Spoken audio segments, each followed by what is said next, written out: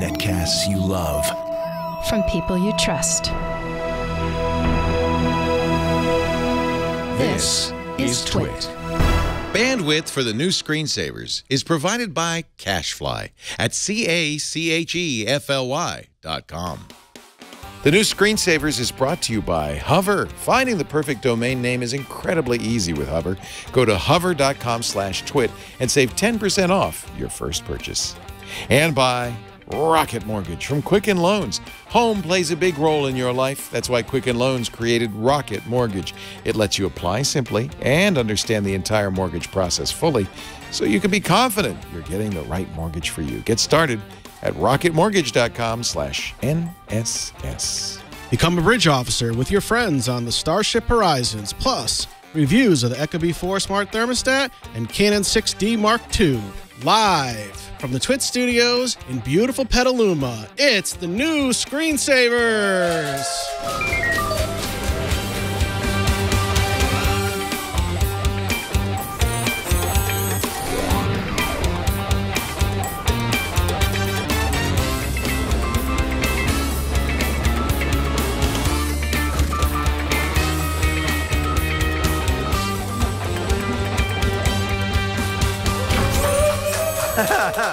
Oh, Yellow Gold's playing along with the song. Just getting down. Just getting down. I heard the guitar. I had to like. Thanks to Chris from Novato for our show open. Hello, everybody. Welcome to the new Screensavers, episode 116 for August 5th. Is it August already? I can't even believe it. I refuse to believe it. Wow, that tall drink of water over there, that there is Jason Howell. Hi. Host of All About Android and Tech News Today.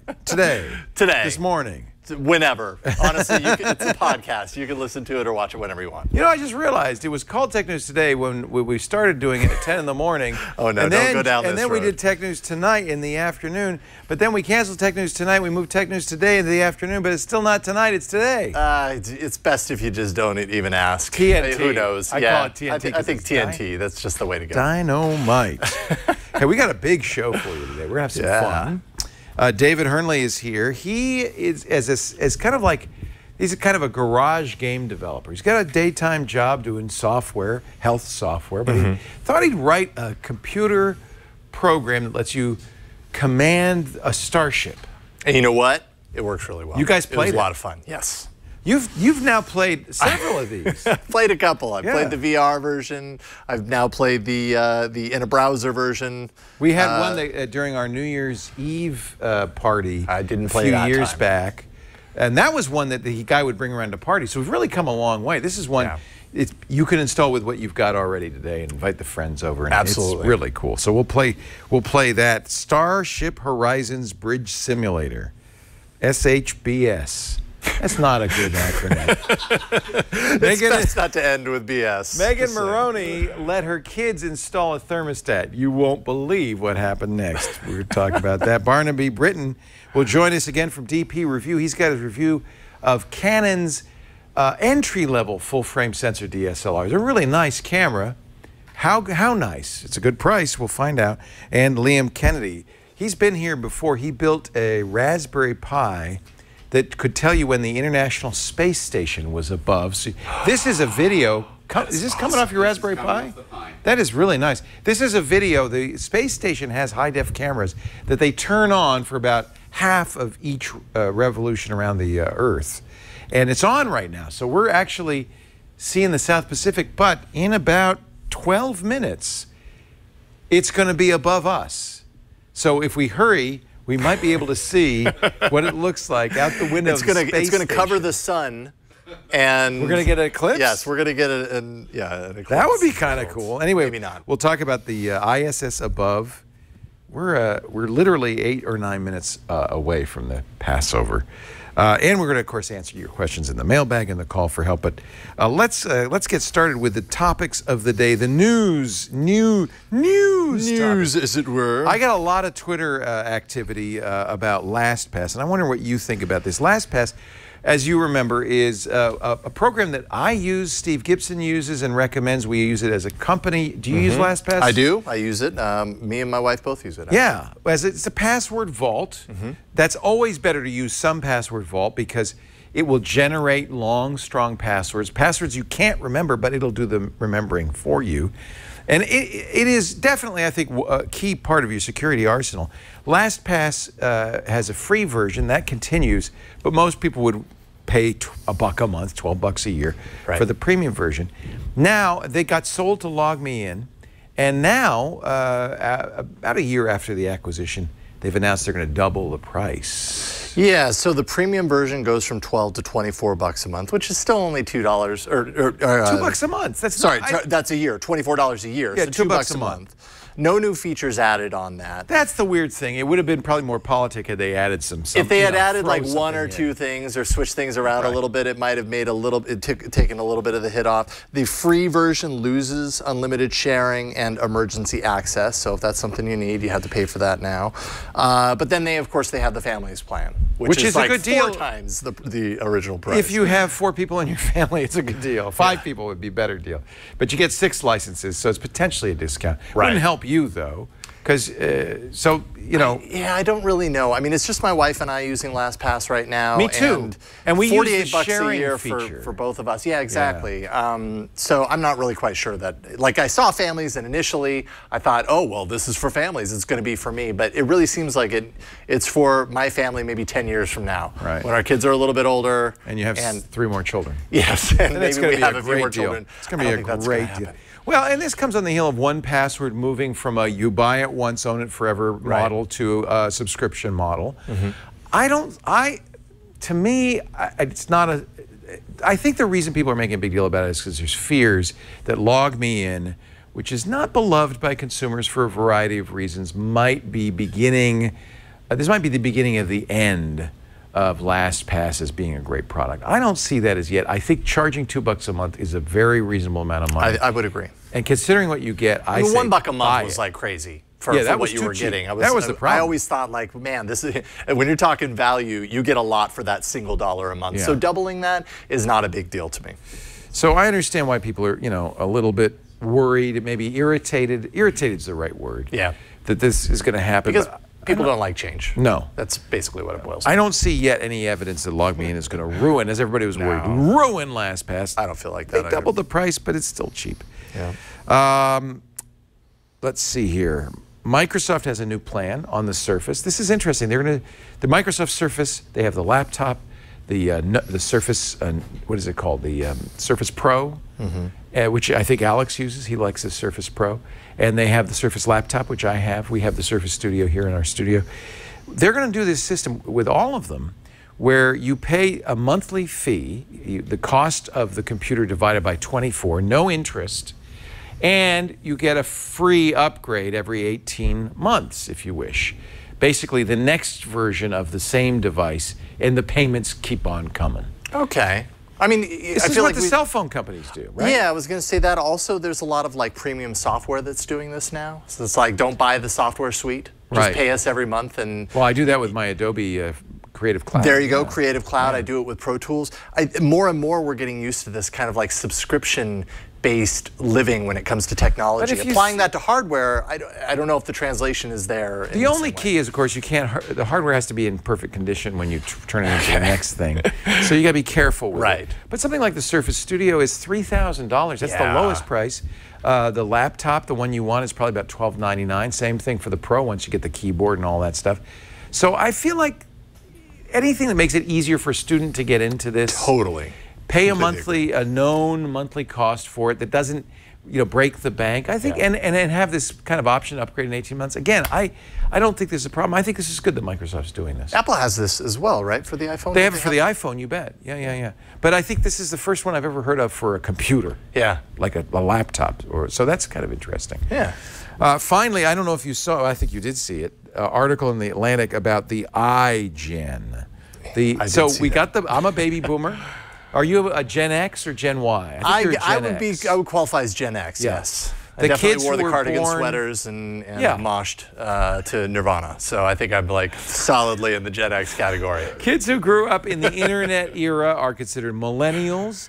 Well, what about kids who grew up in the iPhone era? So this era means you kind of came of age, maybe 10, 11, 12, in 2007. Okay. So you would be 22 or younger. right? My son, for instance, would be kind of at the outer edge of the I gen. And the reason we mention this is the Atlantic had an article called, well, it's written by a psychologist, a research psychologist, Jean Twenge, who studies generational differences. This is the title. I don't know if Jean wrote this or somebody at the Atlantic. Have smartphones destroyed a generation more comfortable online than out partying? Post-millennials are safer physically than adolescents have ever been, but they're on the brink of a mental health crisis. What? And then it turns out this is an excerpt from a book that's coming out later this month that Jean is writing that has an even more kind of scurrilous title. It's obviously designed to generate traffic. Let me see if I can get the name of the book. I have to scroll all the way down at the very bottom. Yeah, but the problem is there's so many comments on this. It's taken me forever to get back up to the top. And it's a long article in and of itself. The name of her book is iGen, Why Today's Super Connected Kids Are Growing Up Less Rebellious, More Tolerant, right? Less happy, and completely unprepared for adulthood. Isn't that what your mom said to you? Yeah, it's like, what are you going to do? Play video games for a living? I'm not looking forward to the day that your generation is ruling the world. Right. Oh. Or my mom said, get outside, get some fresh air, stop reading that book. People have said this. I tweeted this a couple of days ago, and a lot of tweets back. People have always done this with books, when television came out, when radio came out, when the internet came out, when computer, video games. Your generation, they probably said, video games. There was a lot of that with video games, I remember growing up, yes, absolutely. Yeah. So I think, and by the way, Dr. Twenge points this out in her article, that every generation has its thing. Sometimes, you know, it can be either bad or good. It can be both. And as she points out, in fact, if you look at the graphs in the article, it's actually quite interesting. Research on this iGen shows that they've done some things that are good. They're safer than any generation before because mostly they're in their bedroom. Yeah, they're just hanging out in their house. They don't like to go to the mall. They go to the mall with their family, but they don't go to the mall with their friends. They date less. They have sex younger. They're not in a rush to drive. They have sex less, and therefore there's a lower count of older. So therefore look at this driving one. This one's actually true about my son. Let me look at these graphs. In no rush to drive. These are seniors, high school seniors. See the graph? And the iPhone is when it really starts dropping precipitously. Wow, that's crazy. This is the age at which they're driving. It's getting, you know, or the percentage that have a driver's license. Now, it's still around 70%, but that's dropped a lot from 85% in 1976. So you could see that there is a trend going on. They're dating less. I would also say, from a parent standpoint, like I've got two young girls right now, and one thing that I go back and forth on right now that I wonder if it ties into this is this general question of, as parents of this generation of kids, do we coddle too much? Do we try to protect them from too much? Well, one of the reasons I think they don't go to the mall is because of stranger danger. Right. And, you know, we've been told they can't walk down the street by themselves. And I think we do kind of encourage kids in this generation to stay indoors. Yeah. To stay with mom and dad. Don't go outside and play on the street. It's dangerous out there, and I think that's part of it. Yeah, I mean, she points out in this article, she says 12th graders in 2015 left the house less than 8th graders did in 2009. Wow, they were like 8th graders. They're like 8th graders. I know. I mean, I remember as a kid, you know, I mean, in junior high and even later elementary school, like I was a free-range kid. Right. You know, I could roam around That's my what neighborhood. They call them today, free-range. They do. That is exactly what they call them. But I do think that the biggest difference is this. This is the iPhone that came out in 2007. It's Android too, but the 75% of all high school seniors they interviewed had iPhones, iPhones, not Android. And I think that that's the thing, is that these have been designed to be compelling, addictive, right? Addictive, yes. And the software designers are getting better and better at putting stuff in here that keeps you looking at it. And Snapchat, of course, is one. Yep, Snapchat has those filters. Well, not only the filters, but you know that you have to use it every single day to keep your streak up. That's right. Yep. I didn't even know about that, never having had a streak. Yeah. Yeah, I don't know if I've had a single stream. Oh, I haven't Snapchatted today. I have to Snapchat. So, you know, of course, every generation has its thing that drives its elders crazy. And I'm sure part of this is that. But I do worry, and I think we've seen this even from generations that spend a lot of time playing video games. And I've talked to a lot of people. We have a 14-year-old, and I'd be interested. Your daughters are too young yet to notice if this is going to impact them. Yeah, 7 and 4. But I do notice this with a lot of kids that are early high schoolers. They have a very different life than we did. I watched Michael, our 14-year-old, and his socialization, a lot of it is over the internet with kids on Skype while they're playing games together. That's a lot of it. A lot of screen time, more screen time than I had. Because we didn't have screens when I was a kid. We listened to the radio, though. We sat around the radio. Anyway. Oh, is it happening? Is it happening? The ISS is above? Oh my God! Can we see Petaluma? Okay, wave everyone. No. How could we tell what we're seeing here? It's all clouds. You've been doing this long enough. You probably know what it's supposed to look like, but for me, it's a mystery. We're somewhere down there. In just a bit, we're gonna talk with Liam Kennedy. He built the Raspberry. Oh, they turned the camera off. Yeah, UFOs. UFOs. What? Oh no! They gave us a more compelling shot. Oh no! They just turned the camera off. That's a standby. Right? They said we're going over Petaluma. Better turn the camera off. Anyway, we're talking about how us. you could do this too. You can do this with your own Raspberry Pi. Look at that. He's got the. That's you really got that cool. Pi screen. I have one of those. That's really cool. So where is the ISS at any given moment? You'll find out. Right on. Yeah, we're going to talk about that. Anyway, we could go on and on about the iGen. I think there's some truth to this though, and it's fun. It's interesting. They're less likely to get enough sleep. Because they bring their phones to bed with them. Oh, man. We actually have to take Michael's phone away. Derby's not old enough yet to have that problem. I'm asking Jerry, our producer. But I think when they get to about 10 or 11, that starts to become a problem. I don't know what the answer is. We talked about it a lot on the radio show. And a lot of parents said, I just make them go outside and dig ditches. One guy called and said, I give him a shovel and I get him outside and have him lay concrete. And then another guy called and said, well, you got to give him something fun to do. So we take him fishing, you know, and he likes to go fishing. And so that gets him out of the house and away from the screens. You got to give him some reason. So there's two approaches, the carrot and the stick in the ass. Stick. This carrot and the stick. That's the saying, right? All right. We're going to talk in just a little bit to David Hernly. And you actually, before we do that, we're going to see you guys playing the game. Yeah, it was a lot of fun. If you've ever wanted to command a starship, this might be the perfect game for you. But first, a word from our sponsor, hover.com. How many domain names do you have? Are you like me? You're sitting there and you go, oh, I got an idea for a business. Let's go register the domain name. I have dozens of domain names, and I can tell you every single one of them hosted at hover.com.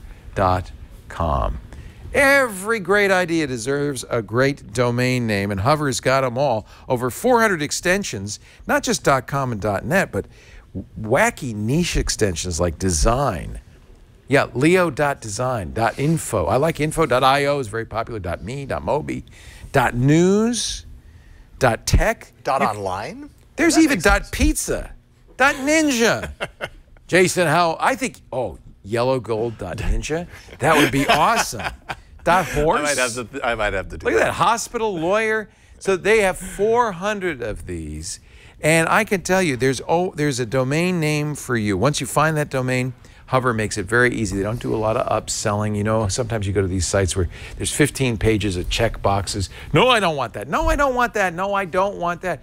One thing you do get automatically with Hover, who is privacy. They know you want to protect your personal address and your phone number. So who is privacy comes free with all supported domains at hover.com. And look at this.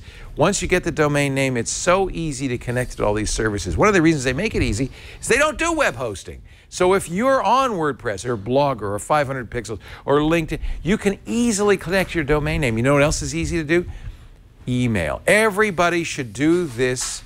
If you don't have your personal email domain, your family name, your company name, get it. It's professional, but it also is smart, because if you decide to change email service, you don't have to tell everybody you're moving. And Hover makes email very easy. For $5 a year, you can have this is what I do, have the email bounced to Gmail or anywhere else. They host the mail, but you don't have to give out that Gmail address. You give out that fancy email address that you have, your personal domain name. I can go on and on, but I want you to try Hover. By the way, the more domains you have at Hover, the more of a discount Hover automatically applies to your account, so it saves you a lot of money.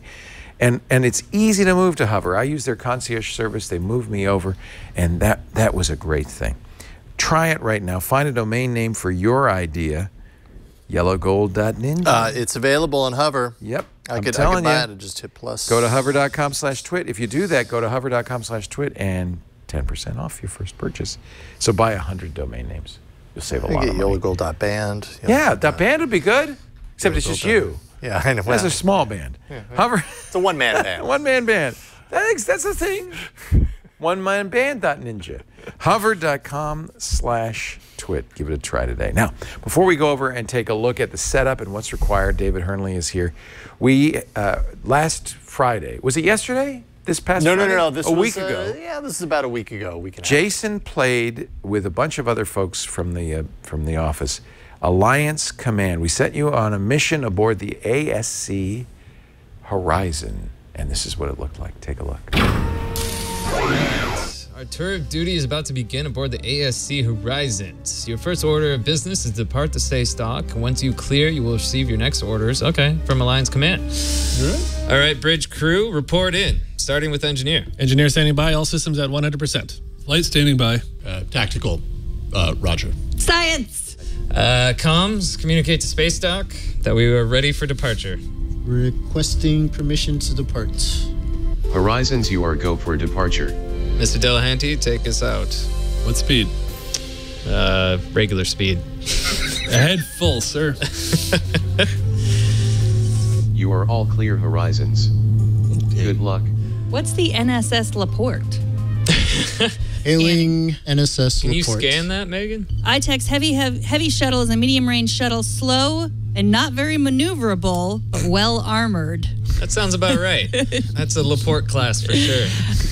Yes. Message from Starbase Alpha. We need you to inspect the 2 comm stations in orbit around the planets in the Viridian star system. Mr. Delahanty, navigate to our first waypoint. Setting course to Viridian 1. Engage. We are now going ludicrous speed. Oh, message from comm station that they are under attack. Please assist. All right, setting status to red dear alert. God. Prepare yourself. Okay. Lasers are off, but I can arm them. I can raise shields too, if you'd like. Raise shields and arm. Raising shields. It's a button. Pressed. Arm lasers. On. All right, make our way full to that location. Setting intercept course. I've scanned the Dart A1A. What's the report? 45.58 kilograms of steel, 11.4 kilograms carbon fibers, 1 life form. We're under attack, everyone. Do I fire? Do I fire? Fire at will. Okay. I will aim and I will fire. Oh, yeah. Target destroyed? Well, good work, everyone. We survived our first battle. Captain, I believe this means that our shields are slightly down. Yeah. What are those red marks? Red marks, possibly some damage. Let me investigate this. All right. Any other vessels detected in the system? No. All right. Mr. Delahanty, there's, I believe, another planet in this system. Viridian 2 is the next possible destination. Set a waypoint and engage when ready. Engaging. Woo! That was quick. It's very close. Ion reactors damaged. Bravo team is repairing currently. Alpha, Charlie, and Delta are en route. Good. All right. Anything on the radar? A lot. Less, yes. Whoa. Uh-oh. Give me a full scan, science officer. Shuttle Epsilon, Viridian 2-4, Viridian 2-10, Viridian 2-14, Viridian 11-20, 11-19. We're dead. Those are all shuttles? Oh. I don't know. Looks like we have one enemy target on the screen. Navigate for intercept course. Should I hail them? You can try comms, but if I know these bastards, they won't respond. Space pirates, Captain. The worst Yes, kind space of pirates. Tactical, I want you to shoot when ready. They said enjoy the vacuum of space. 57 kilometers. Looks like they're firing. Oh, dear. Change alert status to red. Alert status red. Shield generator is underpowered. Roger that. Tactical I officer. shot the wrong direction. Captain, shall I redistribute power to the shields? Yes. Oh, yeah. Wow, did you take out both of them? I think so. Wow. Do we have another target? I'm shooting. Keep firing. What are our shield status? Shield generator down to 71%. I'm going to go ahead and arm us with something a little bit nicer. The mosquito. But whatever you do, do it quickly. Life support's down to 41%. Should I request that shuttle Epsilon to attack them too? Yes. It looks like we're going down. I want you my guys to goodness. know that I love you all, and it was a isn't Shield pleasure. generator down to 22%, Captain. Keep firing, Tactical. I'm doing the best I can. You could do a little bit better. Captain, I recommend raising power to shield generator. We're out of shields. I will not lose this ship. Captain, repair. Can we get out of here, Patrick? It takes a really long time to Evasive reload. maneuvers. I think this is it. We're gonna roast these pirates. Yeah. We finally did it. Good work, team. Yeah, that was tough. I'm happy we stuck through to the end. I know. Yep. I know. And you know, the amazing thing, they were all drunk. It was 10 in the morning, Leo. Actually, yes, that we were looked- all drunk. That looked like a lot of fun. But what I noticed, you're playing on a Chromebook. Yeah, I had the Pixel. Brian, the captain, was using a phone. We had an iPad. We had a couple of Windows machines. Surface, yeah. So this will work on anything. David Hernly is here. He's with Mythric Studios, creator of Starship Horizons, a labor of love for a few years, yeah? Absolutely. Nice to see you. Oh, glad to be here. So this is a great party game, obviously. Oh, we hope so. You wouldn't play it by yourself. Actually, you can. You can play as a fighter.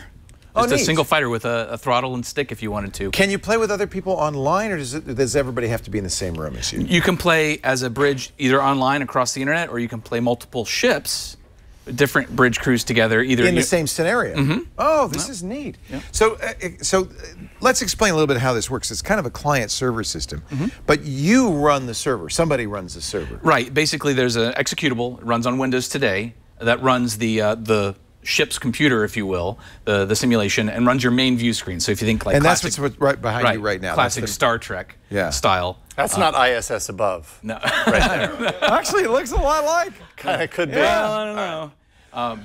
But and here we are in space stock. But that runs from that computer that runs your server. And it's running a web server, which then everybody else who's playing the game logs into, either over the internet or with a local host. Correct. Well, that's kind of neat, and that's why it'll work on all these different devices, because it's just an HTML5 browser. Right, it's a BYOD, bring your own device, and any competent modern piece of hardware will run it well. And we try to make a lot of screens available, both screens that they'll interact with, like your classic science fiction stations, captain, flight officer, tactical officer, science officer, things like that, but also have screens available. So if you really want to go crazy and have like an alert status screen and shield status and hull status and have all these different displays, just like you would see in a sci-fi. Is that what you did, Jason? That's what we ended up doing. If you go back and watch the video, you'll see in front of us were a couple of screens that were dedicated screens for different status or the view that you have right here, and that helps with the immersion completely. I love that you could use touch too. So if you're using a touch device, touch works. You obviously use I feel like a that's mouse. the way to go. Like if you have the touch device, and especially like the Chromebook or Surface tablets, or a phone, touch enabled, or a phone or whatever. But it's really nice because again, it's that whole immersive quality. It kind of makes you feel like that's your control space. Yeah, absolutely. And we certainly kind of target the touch devices on purpose, because the cost of entry, if you look, like an Amazon Fire tablet even, you're not talking a lot of money to get invested if you want to have touch devices and have, your TV in your living room as the main view screen and just have people on couches with their tablets. How performant is it on kind of lower spec tablets, let's say, lower spec hardware? The cost of entry in terms of that, in terms of the specifications, is really low. I mean, we run actually at conventions on Raspberry Pis. To give you an example. Wow. So you're not using WebGL or some sort of sophisticated technology. It's just a browser and HTML5. The work is being done by the server generating this view screen using DirectX. Although you were saying maybe WebGL down the road. It is part of our roadmap. Once we get to our final release of version 1, after that we'll look at WebGL as it evolves. Our platform already supports that web distribution model for that WebGL needs. Right. So it's something that once we get past version 1, we'll be adding next year. This would be kind of fun at a party or an event. How many players can play? Up to 6 in a classic bridge, but like we talked about before, you can have multiple bridges playing together in the same scenario, either against each other or with each other. So you might have a mission where you have to divide and conquer and go to different parts of the different star systems to accomplish the same mission. And so, do you have a scenario builder tool? Could people build their own? Or oh, that would be nice. There is no flat-out tool today, but everything in the game is designed with XML and HTML. So all of the everything that you saw in the video that you guys were playing was designed with just XML specifications. So anybody at home can mod this to create other universes and some of the classic science fiction tropes that are out there. We want them to do that. And this is available now on Steam in the beta form. It's not on Steam yet. We'll be on Steam before the end of the year. Oh, good. But they can purchase early access on our website, and that license is good through the life of the product. And how much is that, and where is your website? It's starshiphorizons.com is where you can find us, and on Facebook. And it's $60. Now that's for one copy that gets you an entire bridge. So the 6 people can play off of one copy of the game. You're really buying the host. Yes. And then everybody else is a client. Now we did encounter a few kind of issues along the way. Being it's early access, so you kind of expect that. We actually have video right about the time that we encountered the Laporte crash. Hailed them and they said that they are a civilian delivery and just happy to be avoiding any Imperial entanglements. That sounds like a Laporte, all right. Ray shields. Should I demand them to surrender? Yes. Shall I divert power to the weapons, Captain? Yes. Any report back, Victor? No report. Setting red alerts, fire, everything. Hey! I'm an innocent bystander. Back and relaxing. Sending another message of "You're killing me, Smalls." Oh, you froze me. I just killed us all. Control unresponsive. You broke Leo. What happens when you take down NSS Laporte? We learned a valuable lesson that day. Never target NSS Laporte. Yeah. You never know what you're going to get. So that was you, Jason, Megan Morrone. Morrone. Kind of to be expected. Jason Howell, Megan Morrone, Brian Burnett, Alex Gumpel was playing, Victor Bognot, he's one of our editors, Patrick Delahanty, who's our coder. And you guys had fun, I think. Oh, it was a blast. Even though we made you play at 10 in the morning. That's okay. Obviously, we had a great time. I think what the strength of this game and the many platforms that it works on is that really, as far as a party game is concerned, you don't have to think about bringing a bunch of VR hardware to the place. You have your phone in your pocket. And you can probably just pull it out and just be like, well, there's 5 of us here. We've all got touch screens. Let's just do this. And just jump right into it. That's really valuable. you, as typical in game design, you wrote the engine first. You're now designing scenarios. Yes, we're kind of in that content phase where we're building the world out, adding more depth to it. Absolutely. How many, by the end of the year, how many scenarios will we be able to play? We're looking to have at least 20 is our target. This sounds like lots of fun. And lots of fun for a party. How did you? So you're by day a software developer. You don't mind going home and coding at night? I actually have a laptop tray that I have in bed that I literally sit with various streams on. Your wife must love you, honey. What are we doing tonight? Well, I'll be writing the what is it? What is the scenario in Kobayashi Maru scenario? Love you, darling. Yeah. Sorry, honey. But someday we're gonna be rich. Keep telling her that. This sounds like a lot of fun. How long ago did you start this? Started it 4 years ago. Again, like you said, as a passion project. Tell me about your team. You have a really good Emmy Award-winning composer doing the music. Joel Everett, he came to me and said, "I'd love to help with your product." That's awesome. And he's actually still building our new tracks as we speak. I got one today. We're blessed to have him as part of the team. So that's part of the game. Is you get take her out and you get the music as you sail out of the. That's fun. Yeah. But mostly it's you. Do you have a graphics designer or anything? No, it's primarily me right now. Neat. Yeah. Wow. Yeah. I love it. So this is a real passion project. Yeah. Now what is going on here? Who's playing it now? Now that was what we did. That was a deluxe bridge. That's over 20 touchscreen displays, 3 screens wide projection that we had at a convention last year. I want this. So it scales. So basically, like we talked about, you can have the tablets on a couch in front of your TV. Right. We have a gentleman that built his own bridge. Wait a minute, this is the same engine? Yes, exact same. Oh, that's pretty good. Yep. It's just a matter of how you scale your hardware. It's up to you. We take it. This was at conventions. We take it to conventions all throughout the year. We have several groups that we work with. BridgeSimulators.com. Actually, their primary job is working with conventions to take this experience to them. We have a group out in the UK, UK Bridge Simulators, that also does it for conventions over there. So we're really trying to get this out in front of people, and that's actually the construction that a gentleman by the name of Tim Prickett did. Wait a minute, this is some guy's house? Yes, he built his own Horizons. Oh, Lord. That is so awesome, though. If you're going to do it right. After dinner, chair. we're going to go down in the basement and we're going to conquer the universe. Yeah. Yeah, it's going to be fun. Oh, that is wild. I love that. That is great. What fun. You know, Jason, this is the answer to that thing, that iGen thing we were talking about. If people grow up just on computer screens all the time, well, have a party. Yeah. And you could all be playing the same game together. It's pretty social, right? Absolutely. Yeah. Well, yeah. I mean, sure, you're all in an enclosed space, but I mean, it forces you to communicate and to work as a team. I don't know. I feel like it's a very social thing. Is there any communication, like voice communication online, like if you're not all in the same space, or any plans for that? So we have 2 roadmaps for that. Audio is going to be first. And so you can have bridge to bridge, right. Or if you're playing as a single bridge but across the internet, you can communicate. But also we're going to be doing video. So that classic science fiction trope where you can say on the screen and bring up your enemy on screen and talk to them and curse them, with the loud Shatner-like voice, that kind of thing. This is so cool. I want to play this. So $60. Go to starshiphorizons.com to be in on the beginning, the early release of this, and then eventually Steam and elsewhere you'll be able to play it. Absolutely. And you need a Windows PC today for the server, for the home, right? The server. Yeah. And then I guess if you're going to run it locally, you could just you log into the server basically, right? Well, you just open up your web browser and open up go to the address of the server. Yeah, and actually when the game comes up, there's a button where you can click and it actually brings up the browser for you. So you and what ports do you use if I want to do this over the internet? It's 1864 through 1866. Oh, that's not a big deal. So you just port forward those ports. Yep.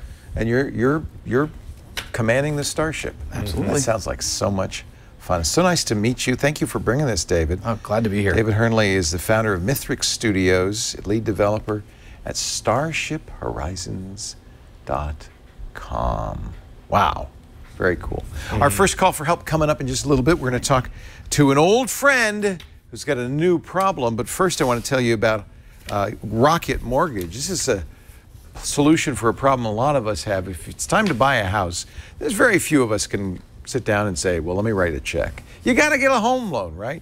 But that process can be the worst part of buying a house. In fact, I will guarantee you it's the worst part. It's fun to go house hunting, look at houses, pick a house, negotiate the deal, but then you got to get the loan. And sometimes it can drag on and on and on. When we bought our house just 3 years ago, we were still back in the old, 20th century, maybe 19th century version of getting a home mortgage.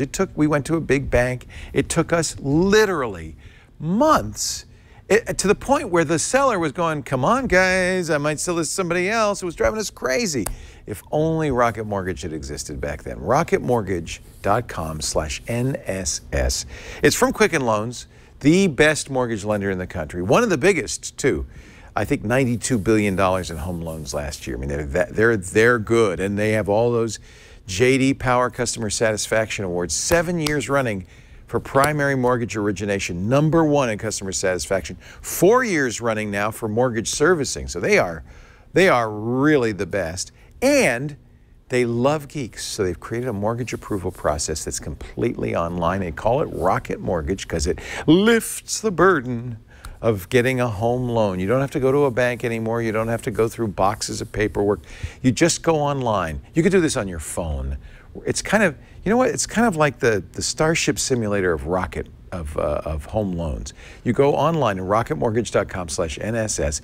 You push a few buttons. You pick the length and the rate of your loan. It's completely transparent. They've got trusted partners with all the financial institutions, so you don't even have to go through papers. You just give them permission to give them your bank statements, your pay stubs, whatever it is they need. It varies per person.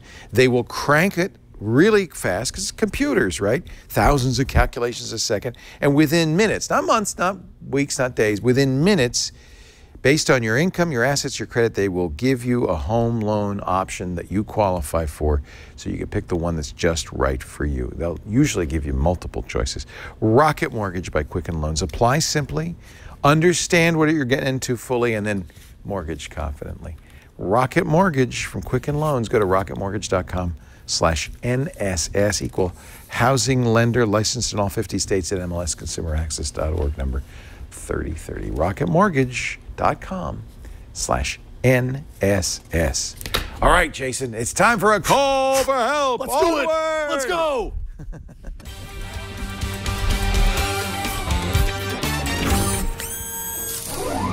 All right, you made it on the line from Sacramento. George is back. Hi, George. Hey, George. Hey, Leo. Hi, Jason. Last time we talked, you were actually in studio. You're a school teacher. Chromebooks, right? And I remember you asked us if you could put the Android store on all Chromebooks. And we said, well, you have to get a newer Chromebook. Did you decide to get newer Chromebooks? What did you decide to do? We decided that the district was going to manage our Chromebooks the way they wanted to, and we would do as we're told. Always a good decision. Yeah. Always a good decision. Do what you're told. All right. Well, I love this. I think you told us that you teach, you've got a screen at the front. What do you teach? I teach 3rd, 4th, and 5th grade computer work. Oh. We do everything from typing to internet searches to coding, everything. They're doing that young. Yes. That is really cool. 3rd, 4th, and 5th I grade. have 3rd graders writing apps. That is awesome. So you have a screen in the front of the classroom? I have a screen, and they all have a computer in front of them, and they code and do their work. And you said you like to everything use on Google Drive. And you have a tablet. Is that controlling the screen? well, right now I have a Chromebook that's controlling the screen. It's plugged into an HDMI cable. But what I'm trying to do is step up to the next level and give teachers a convertible they can use both at their desk and walking around the room to not only control the screen, but also do their work and record information. All the other things that teachers need to do today to be technologically advanced. Yeah. So tell me about controlling the screen. You're just putting whatever's on that convertible onto the screen, or do you have some special software you're using, or what are you doing there? So right now we're just using the HDMI port, and I'm manipulating the screen separately. But I do have a couple of the screens software, so I can flip between screens and do some other things personally that a lot of other teachers won't be able to do. But my question's more along the line of for my day in, day out classroom teacher. So you could do it wirelessly, and you would need to if you're going to wander around.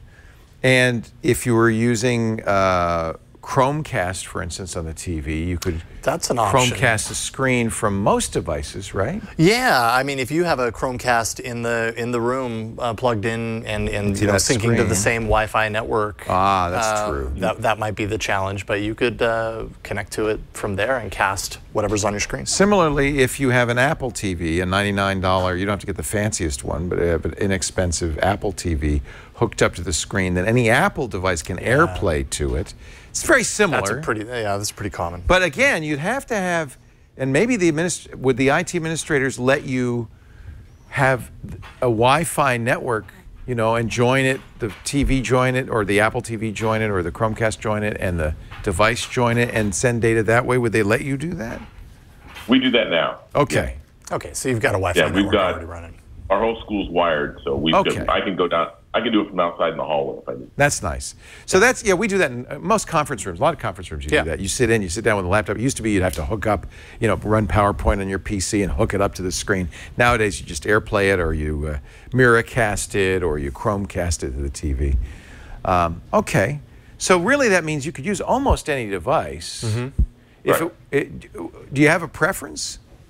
Well, right now we're looking at convertibles because sometimes teachers want to type and sometimes teachers want to work on a touchscreen. Right. So what we're trying to do is to find a convertible that we can use both of those things that has a price point that's reasonable enough to allow us to buy them for 45 teachers. What's the price point? Well, $350 is about as high as my boss will let me go at this point. And even with the new iPad. Yeah, that's $329, but you got to get a keyboard. On the other hand, I should point out, if you have any Bluetooth keyboard, you can use that with the iPad. Right. So you may have lying around some keyboards that you could reuse. You can't use a wired keyboard with it, of course.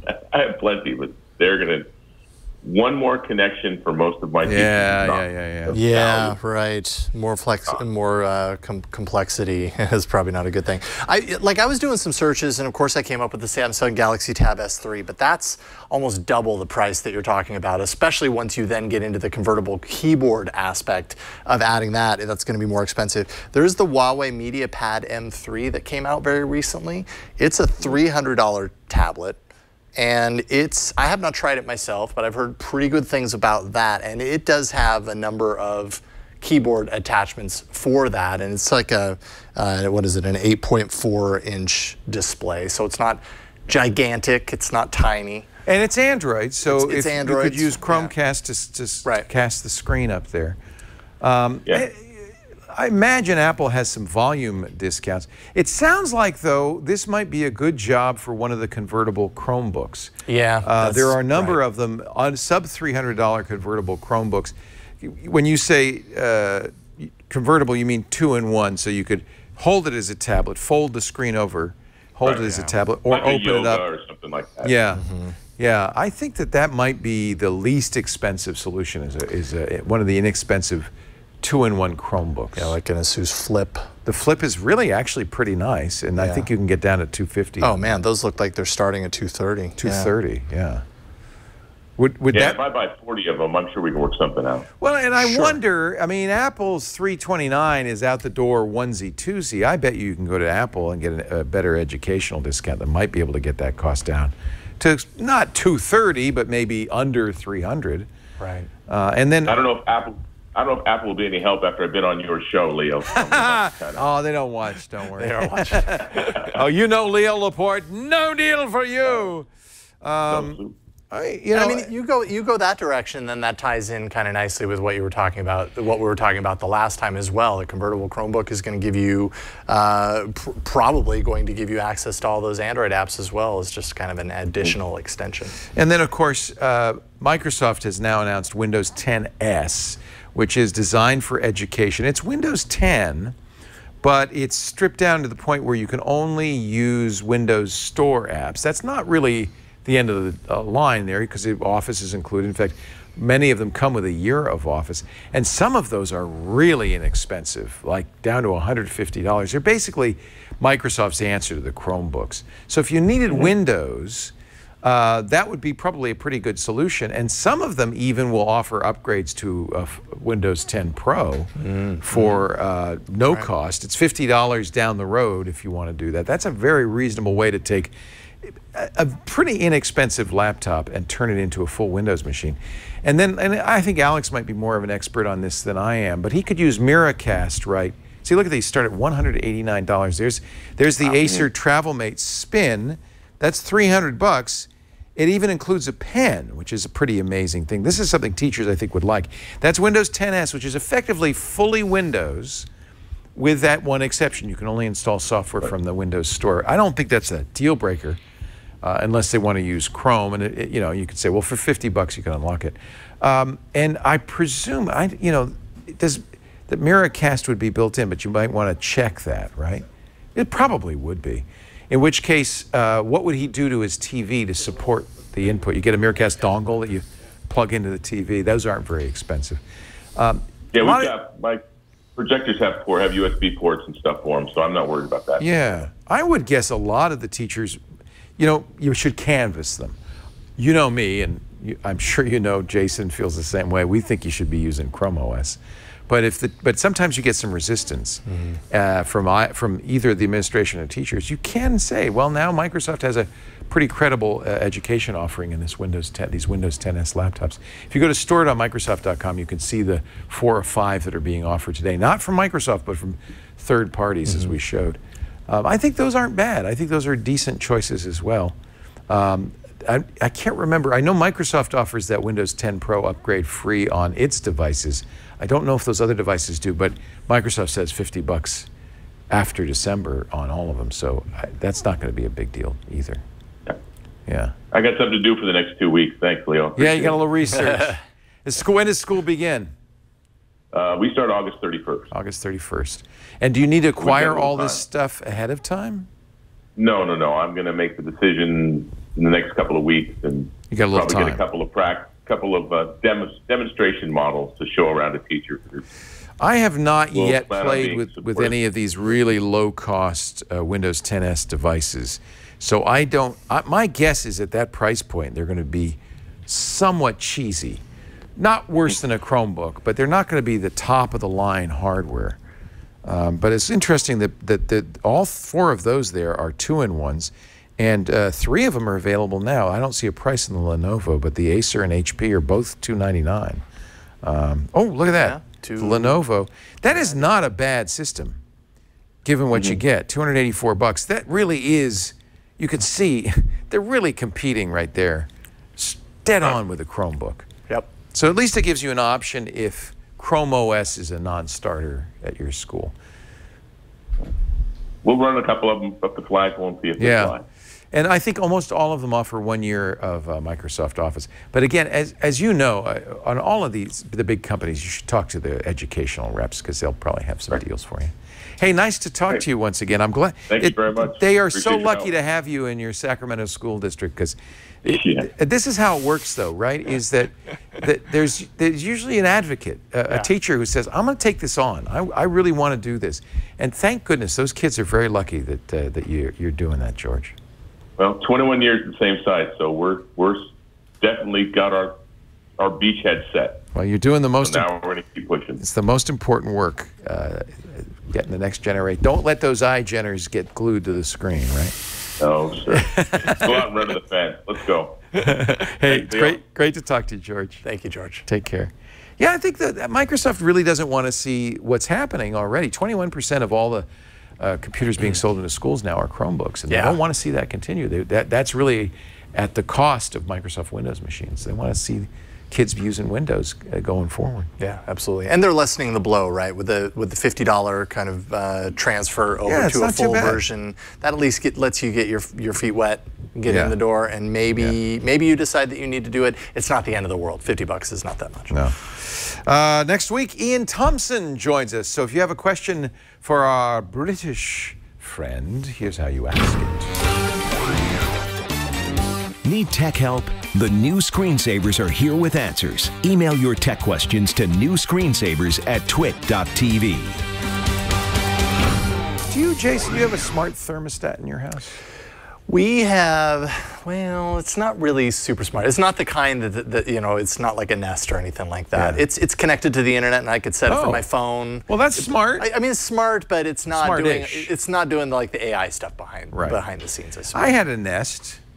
Yeah, what'd you think? And then I moved, and well, I'll give you. I mean, it was kind of all right. It worked. It did, but I never reinstalled it. Yeah. So it's like, well, I had one, but I don't urgently. Right. Anyway, Nest no longer owns this space. There are lots of other companies who have come in with smart thermostats. One of the biggest names is Ecobee.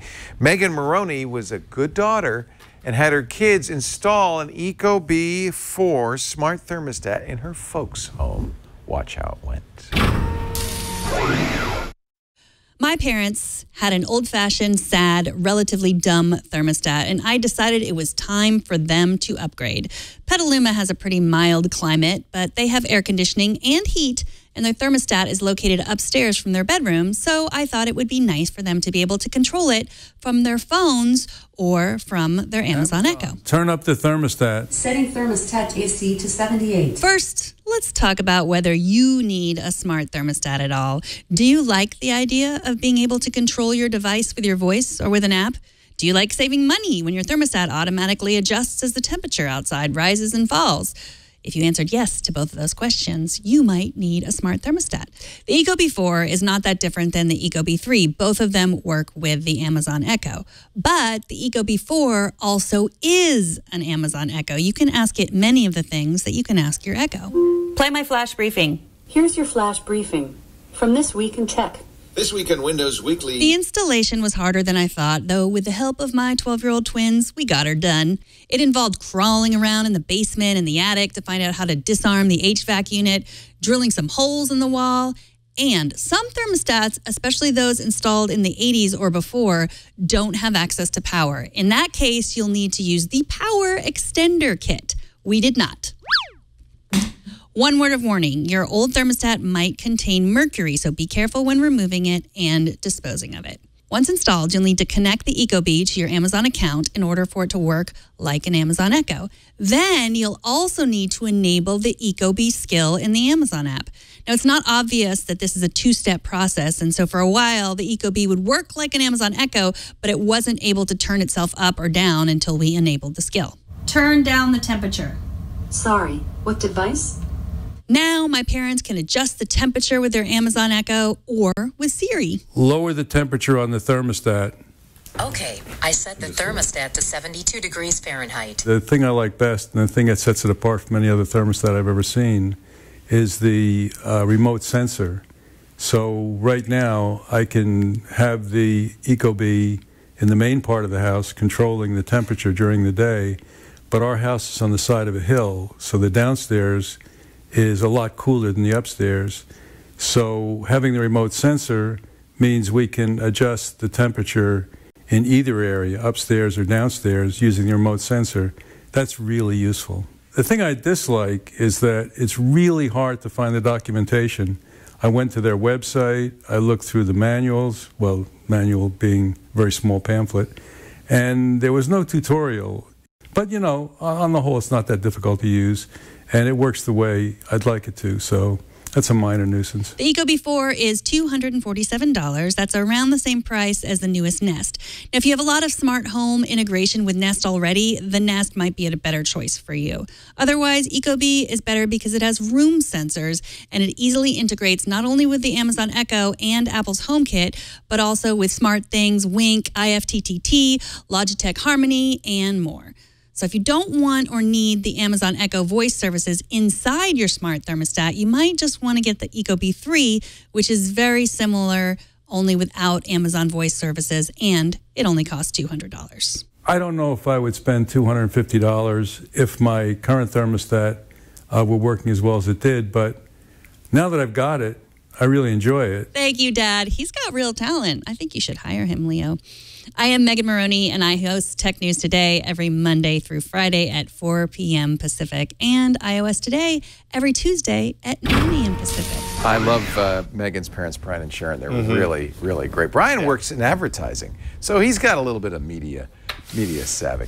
That Ecobee is kind of neat. Yeah, I like the remote. The remote aspect. sensor. That's really cool. We have that's one of those things that before I saw that I didn't realize I needed it. Now yeah, you I'm do like, need it. Oh, okay. Because our thermostat's in the hall, but the bed, we usually close the bedroom door, so the thermostat is colder than our bedroom. And the bedroom gets really, really hot. Yeah. I might be getting that. Although I don't want to shout, "Hey thermostat, turn the heat down." I'm not going to do that. It's cold in here. It's cold in here. Fix it. Liam Kennedy's back. It's great to see you again, Liam. He's been on Coding 101. Stopped by our studio, the old Brick House studio. It hasn't been more than a couple of years, I think. It was February of 2014. So I almost think sometime, more than 3 years. Yeah, I think a little bit after my Kickstarter. And yes, you had a Kickstarter for this. In fact, we have the original ISS-Above. This is a Raspberry Pi inside this custom case. And it's got a little Bluetooth adapter there and a little bit of software. That's the ISS-Above. What does this thing do? It basically tells you every single time the space station is passing by. In fact, that was the version, the Kickstarter version. That's all it did. Does it beep? It doesn't even beep. It literally just lit up. And so it came out of... It's up there. Well, you've come a long way in the last few years. I have, and I've got to thank you guys for that. I mean, seriously, this was on your shelf during a radio show, and you just happened to notice it there, and you said, "What's this thing? ISS-Above. Oh, it's flashing. Is the space station above?" And that was it? That was it. And then... And the rest and is then history. people Googled it and found the Kickstarter. Oh, I'm so glad. That's great. And that's awesome. Forever there's been a discount code for the download image because most of the folks who are watching this, many of them will have Raspberry Pi sitting at home doing nothing. Wondering what they're going to do. Yeah, with it. so I've got several hundred downloads with Coding 101 as the discount code. Oh yeah, Are you wearing it around your neck? This is I am wearing it around my neck. This is an e-paper display version. Oh, that's kind of neat. Of the So you're actually getting the stats on the e-ink. It's running a Raspberry Pi Zero. Look at that. And that's super cool. So I go to NASA sort of events and things, and when that happens, I get this out so that I can let everyone there know. That is the geekiest name badge I've ever seen. Yeah, and then when I'm tired with that, I can. Can you play Pong? Yeah, almost. Anyway. Oh, so it's a name badge. It turns into a name badge. I love it. Here's the new kit. How much is the current kit? So, and it's ridiculously expensive for those who know how Raspberry Pis work, but I make it, so it's $147. But that's everything. It's not a kit it's even. Complete. It's completely it's just assembled. complete. You switch it on. This is what you get. It's in a nice case. It's got a screen. Although that one has an LCD screen on it, which isn't the one that I ship. Oh, but, what kind of screen? So you plug it into a TV. The TV is the screen. But if you're a geeky person like I am, you've got these LED strips that you can buy. And the same software just supports each of them. You don't even have to log into the Pi. You run it all. You configure it using a web browser. So it's blinking now. Does that mean something's happening? Yeah. So you see there's a whole load of green on there. That means the space station is going to come by in less than an hour again. Oh. It just went over at the beginning of the show. Right. And it's passing by even closer. In fact, on this, it actually tells you exactly when it's coming by. Start of pass will be at 17:05. And then how many? Next pass at 48 minutes. 48 minutes. 48 minutes. That's. Well, I'm going outside. Now, why do I care if the ISS is above me? That's a good question. I've devoted my life to having, seriously, for the last 3 years, I've done nothing else. That question, why should you care? It's the only place in space where there are human beings living. Your son, how old is your son now? He's 22. 22, okay. So for 17 of those years. Well, I also have a 14-year-old. Okay, so for the 14-year-old, there's not been one day of his life that astronauts have not been passing him by. That's kind of neat. 5 to 8 times every day. Well, Michael and I and Lisa ran out the other day because we heard the ISS was going to be flying above us. Yep. And you can actually see it sometimes with the naked eye. And in fact, this device does tell you that. It switches to a screen saying... This was even in daylight because there's enough sun reflecting off it Yeah, sometimes. that must have been just after sunset. Yes, exactly. Yeah, exactly. So it has to be coming by. And it's a bright dot, and it's moving pretty quick. Yeah. How fast is this space It's station? moving, get this, 5 miles per second. So, yeah. Well, but now maybe I was looking at a plane. It would look like it was a little faster than a plane going across the sky. But it is 250 miles up. Yeah. Well, it's not going fast. It's not like that. No. But it's going takes like about kind of like that. 8 minutes from when you can first see it until it goes by. Now, does your software tell you where to look in the sky? It does. Yes. Tells you where to look, when to look. This is the display live as it's going that you by. would see on your screen. So the next pass that's coming by, we're in the blue cross at the center of the screen. Okay. And that's so I'd look to the northwest. Yeah. So it's and this one isn't going to be visible again because it's during daylight, but you will see live video.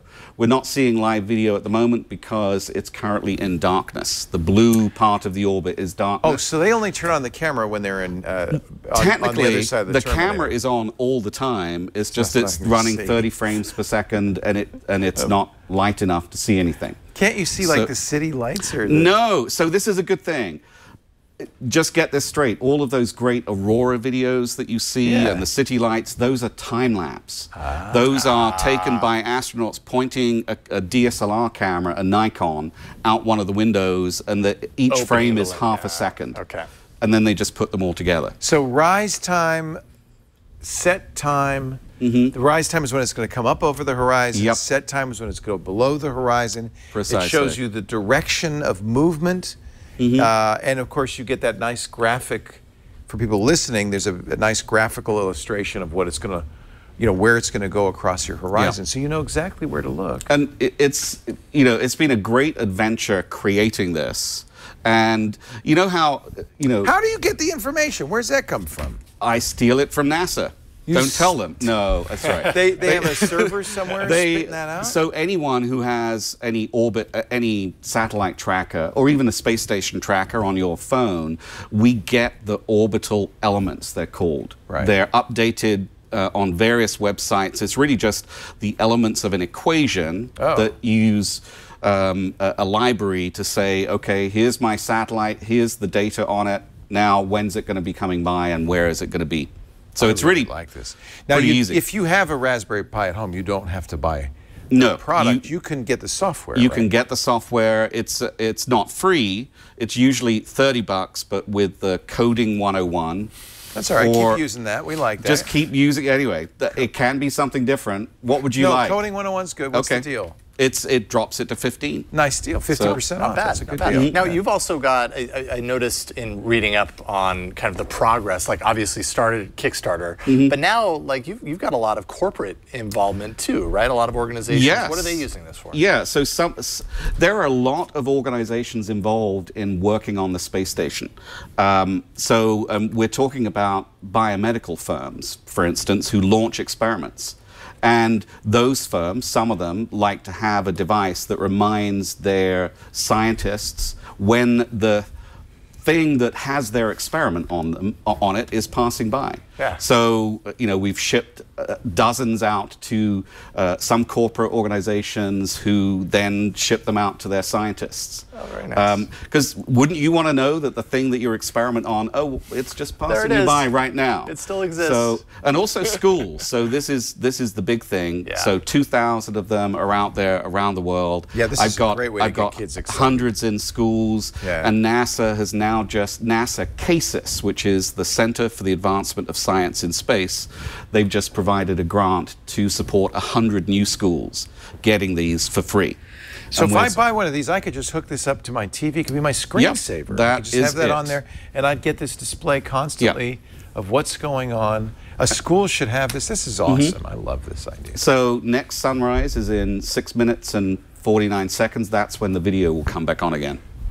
So on the space station. And do you mind if I do a little plug for an event that's local? No. Tomorrow in Nevada. In fact, that's why I came up. At the Space Station Museum. There's a space station museum in Nevada? Yes, right off the freeway. Like 10 miles south of us? Yes, exactly. And there are going to be a bunch of NASA people, retired NASA astronauts. When is this? I'm going. It's from 10 until 4 tomorrow. Oh, no, I could skip the radio show. That's fine. That's right. Yeah. Do it from down there. Do it from down there. There you go. Okay, Nevada, you've not got it up Nevada, there. the state. Nevada, the town, Northern California town. I had no idea. I had no idea that existed. There you go. Look, there's astronauts and stuff. Yep. So they're all going to be there. In fact, several of them have ISS-Aboves. I love Bruce bought a bunch of them. Well, so did Bill Nye, the science guy, right? He did, yes. Thank you, Bill. Yes, he loves his too. Yep, he certainly does. He's obsessed with it. He's on record in the Wall Street Journal. There he is. He's giving you an ad for it, practically. Wow. Society member. Bill just is a great this is the supporter. Planetary Society. Yeah, I love the Planetary he's got Society. them. Yeah, he's got them in TVs all around the office there in Pasadena. Oh, that's great. So he's an awesome supporter. Thanks, Bill. I love it that we have people. I didn't really think about that, but so people buy Michael's this. whole life, there's been somebody floating around up there. Yeah, that's exactly it. And it's been an extraordinary journey. I really do. This is authentically here for me that you guys were a very big reason why I stuck to it. Well, thank you. Because it really I'm does thrilled help. It really makes a difference. I'm thrilled this could be your full-time job. I think it's really. That's it. I want every school, every student to sort of really be aware of just what's happening in space above them. Yeah. And that's what it's all about. And I will vouch for the fact that this gets kids excited. It really does. They go, oh, I want to go see it. Yeah. I want to take a picture of it.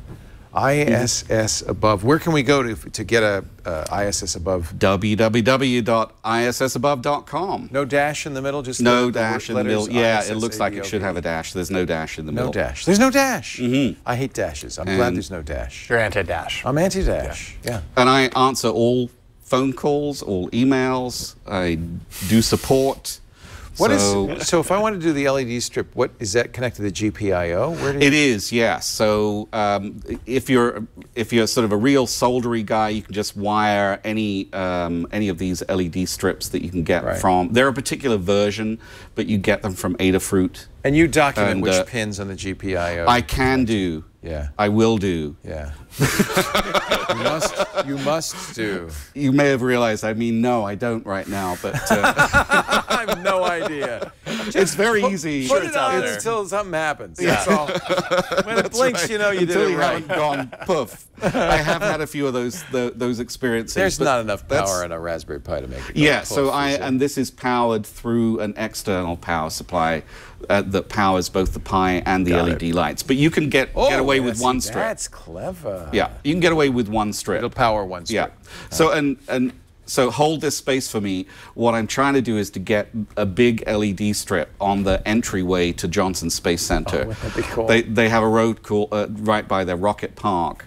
Because I just have this thing that... Look up. It's up there. Yeah. When you're entering the place where they run the space station, you know, it would be cool to know that that space station, $100 billion of our tax dollars, is passing by. It's coming. 39 minutes. It's going to be a good one, too. The LED strip told me. Yep, keeps blinking. Really wants us to know. And what's the best time to see the ISS? Be pitch dark middle of the night? Is that No, the best? no. So the way it is, it has to be close to, it has to be passing by So the sun close hits to it. sunrise or sunset. Yeah, it's the size of a football field, and it's the angle of the light from the sun hitting the solar panels. And of course, the thing is that although it's dark for you, the sun has set. It's 250 miles up. It's still on the... And so it can still see the sun. Yeah. So it's a little darker for you, very bright for the ISS. But you'll get to see sunrises and sunsets by looking at the video stream that plays out. I love that. The video stream is really cool. We've had it running here. John has had it running here on our monitor for some time now. I said, what's that? He said, you know what that is. I said, what is it? He says, this thing. I said, what the hell's that? Now Liam's reminding me it's the ISS-Above. Thank you. Liam Kennedy, go to ISS-Above.com, get your very own. If you've already got a Raspberry Pi and it'll be a fun project for you to do, he'll also sell you the software. Don't forget, Coding 101 is the offer code. Yep. And $15 for the software. That's great. It runs on Raspbian or? Yes. It's an image. It's a standalone It's image. the standalone image. Nice. You just put it in, and That's all even easier. configuration's done using a browser. You That's never need great. to log in and do any coding, even though it's Coding 101. Rather ironic. But there we go. I've done the coding for you. You did it. What is it written in? What did you write it in? Python. Python. It was my very first Python project. Yeah. Wow. Yeah. Liam, so you're an I was inspiration. Coding 101, and that's what I created from it. That's great. You're an inspiration. Okay. Hey, I know a lot Thank of you you. want to be photographers. Canon has a, well, it's least expensive full frame. You always want to go full frame if you can afford it. Least expensive full frame DSLR. It's the 6D. The new one just came out. Barnaby Britton from DP Review has this look. Hi, I'm Barnaby Britton from DP Review, and this is our short review of the Canon EOS 6D Mark II. Now, the 6D Mark II is the successor to the 6D, which was on the market for about 5 years, which is a very long time for a DSLR these days. It's Canon's new entry-level model. So the intention is this is the step-up model from APS-C cameras or from Rebel series cameras or from compact cameras in Canon's lineup. Has a brand new sensor. It's 26 megapixels. It's full frame, obviously. And in other respects, it's very similar to Canon's 80D, which is their mid-range APS-C model. It has the same AF system, 45 AF points, much the same autofocus system and video as well. It also has a really handy tilting and flipping rear LCD screen, which makes it extremely handy to use in live view and in movie mode. And yeah, overall, it's a very solid, very easy to use camera. The emphasis really is on versatility. There's very little this camera can't do, although it can't do any one thing, as well as some flagship models further up Canon's line. And obviously it's more expensive than Canon's Rebel series and entry-level APS-C format DSLRs. It's about $2,000. That's quite a lot. It will probably come down over time, but that really is how much you pay for full frame these days.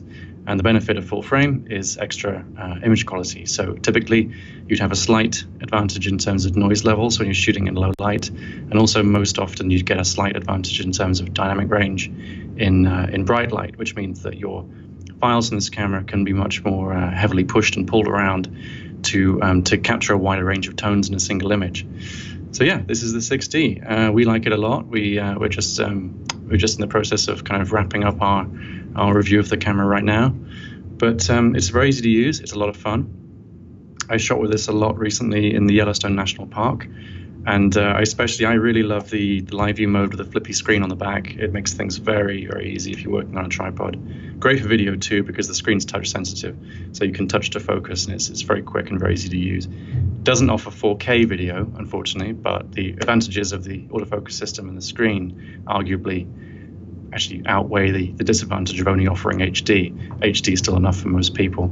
So yeah, this is the 6D Mark II, and visit dpreview.com for anything else you could possibly hope to want to know on the camera.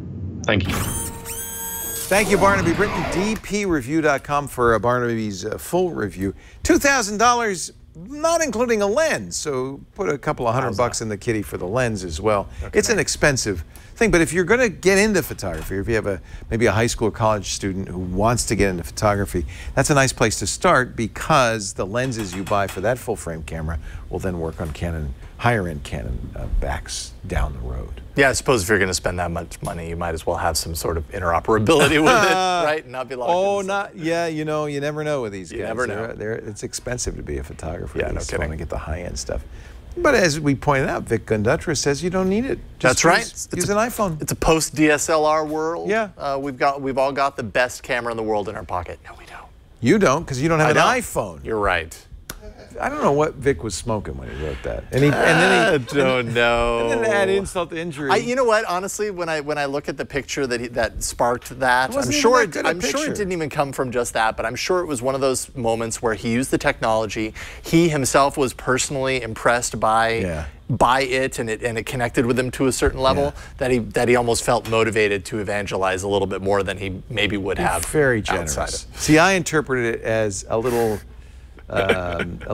something to Google. His former employer Vic worked at Google and created Google Plus. Yep. And I noticed he posted this on Facebook and said, "Don't get an Android phone." I think it was a little shot at Google. That's what I think.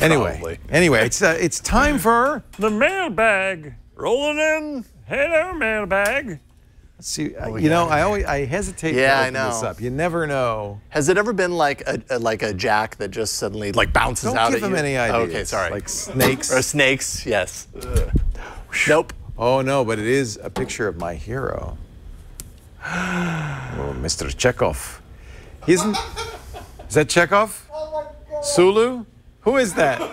Giving it all I got, Captain? Yes. Okay, good. That's all I know. No, that's not him, is it? It's Scotty? He looks so young. Is it Scotty? He doesn't look like Scotty in that picture. He looks so young. That's the original Scotty before they replaced the original before he got older. Before they replaced him with some old guy. Oh, it's Scotty. I'm giving it all I've got. Yeah, no, I recognize him now. I couldn't tell without the accent. All right, let's put Scotty back in the mailbox. See you, Scotty. Whose is that? Oh, Alex Gumpel.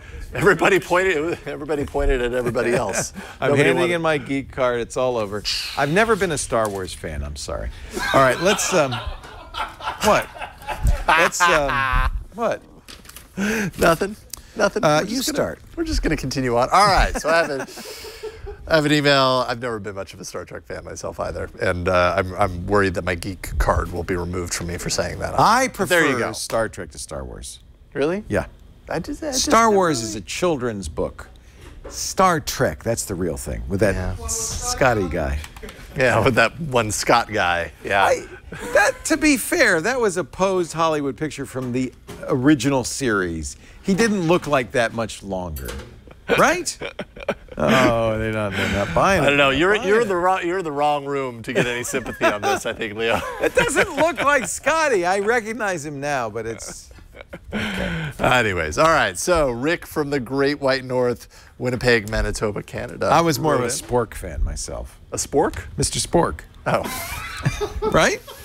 Something like that. Yeah, he was from the planet Vulcanize. I liked him.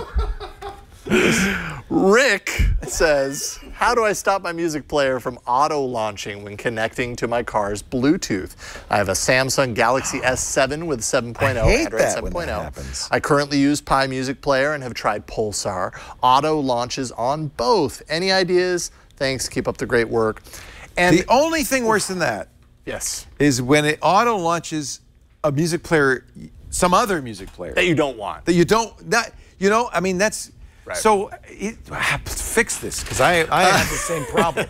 All right. Well, here's the bad part is that I don't know that I have a 100% solution. Right. Strangely, it's really hard to pin this down. It could be the car's Bluetooth settings. That's what I think. Because there's some sort of call being sent out autoplay. once it connects to say play whatever it is. Yeah. So maybe your car has, or your car setup has some sort of Bluetooth settings that you can toggle off. Don't autoplay. auto start music. But it might not. In doing research, I found a lot of people that said their car Bluetooth settings don't have anything there. Right. They're just locked in. Right. You could do a nuclear option, which is turning off media audio in your device's Bluetooth settings for the paired device. Yeah, but then you won't be able to listen to any music. Exactly. The problem there is that it requires you to re-enable that when you want to stream audio. Is it usually the last music player you were listening to? That's a good question. I think there's a default. Well, and actually my next solution ties right into that. There's an old app, at least on Android, called Media Button Router. And what it does, it intercepts Bluetooth controls and reroutes them. So you can activate that. And like I said, it's an old app. I haven't had the chance to play around with it, but I saw a lot of references to this, so the UI is really ancient. Yeah. But apparently it still works. And what it does is it gives you a whole list of all of the audio apps and you could say on this your one's device, the default. and you can say this is default. Or if you don't want anything to auto launch, I'm guessing you could uncheck all of those apps and have this enabled still, and maybe that would trick it so that nothing would start. Right. And you'd still have the What's ability that to called? stream through.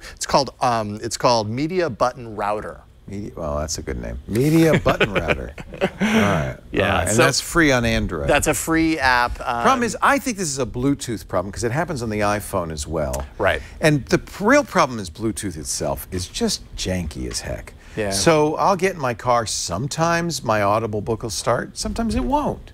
Sometimes music will play because I was listening to music. It seems to be usually the last program I used, and autoplay sometimes works and sometimes doesn't. Yep. And do you want autoplay to happen when you connect? Ideally, when I'm listening to a book, if I get out of the car and the book stops, when I get back in the car, I'd like it to continue. That would be the ideal situation. About half the time that works. Right. It's unpredictable. Yep. Android or iOS. And frankly, unpredictable is my experience with Bluetooth in a nutshell. It's always. I carry both iPhone and Android phones, and then Lisa carries an iPhone, and it's really hit or miss which phone's going to be the one that gets picked up, right? When you got 3 phones. It's like take your Bluetooth Hunger Games. Yeah, it is. It's just baffling. I don't feel like the rules are. I'm sure there are rules, but they're not. They're kind of weak. Like they're just, well, do what you want.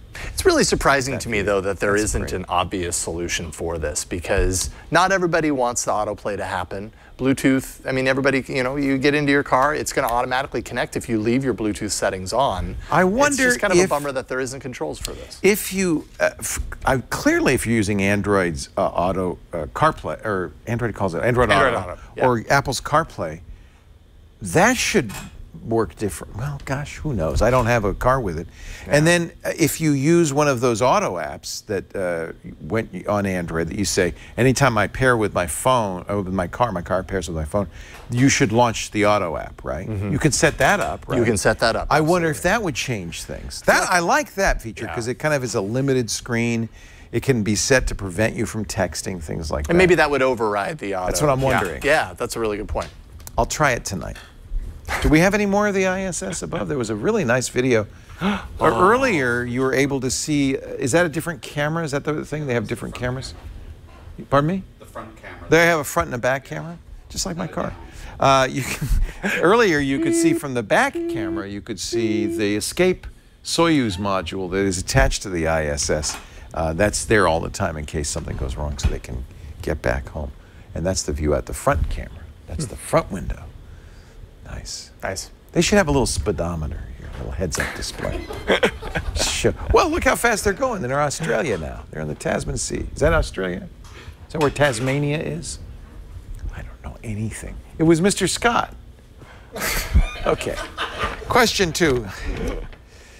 I'm an old man. Just face it. I'm losing it. So that's why you should watch. You never know. You never know what could happen. Leo's gonna lose I could take off my pants in 3 minutes. Anything could happen. Don't do that. So between a Chromebook and Android, says Jim in Fort Worth, Texas, I'm all in on using Google Sheets.